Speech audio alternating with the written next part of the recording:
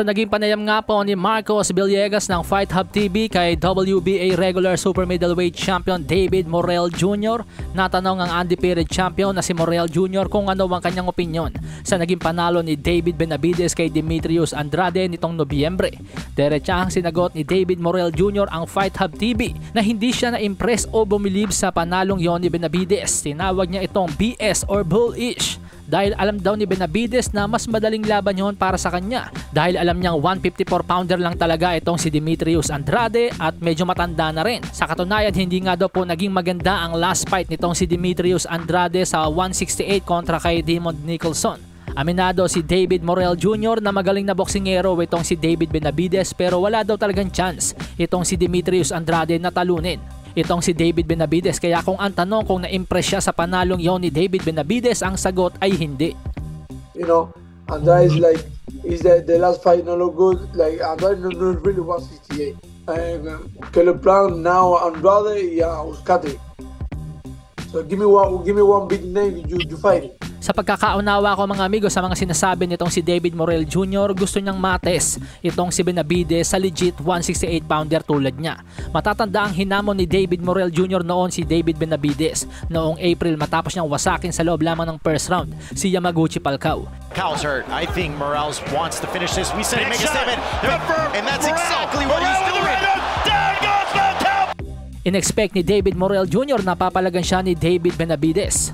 Pero sa halip mas piniling labanan ni David Benavidez si Demetrius Andrade. Kaya medyo asar si David Morrell Jr. kay David Benavidez. Nilinaw din ni David Morrell Jr. na wala siyang offer na natanggap mula sa kampo ni David Benavidez tulad ng sinasabi ng ama nito na si Jose. Tinawag niya itong bullish. Everybody know I'm ready, so what do you mean? Nauunawaan daw ni Morrell Jr. na si Canelo ang target ni Benavidez dahil malaking pera nga naman. Pero hindi daw dapat i-claim ni David Benavidez na siya ang pinakamahusay, pinakamagaling sa 168 pounds. Kung gusto niya itong patunayan, dapat maglaban silang dalawa. Excuse, I understand you want to fight Canelo for like big money, Canelo have everything bows or like whatever. But bro, like, just not talking like you are the best, everybody's killing you kill everybody. I tell you, man, go to the fight.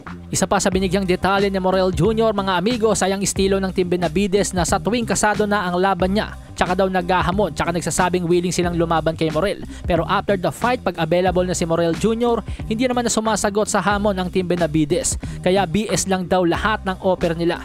Hey man, yeah, my fight is done. Okay, let's go.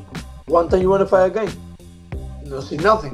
So like the moment they go to my turn that I have fight, talking again. You know what I mean? So bro, it's bullshit. At dahil desidido nga po talaga si David Morrell Jr. na patunayan na mas magaling siya kay David Benavidez, pag umakyat daw po itong si David Benavidez sa 175 pounds, aakyat din daw siya. Hahabulin niya si David Benavidez.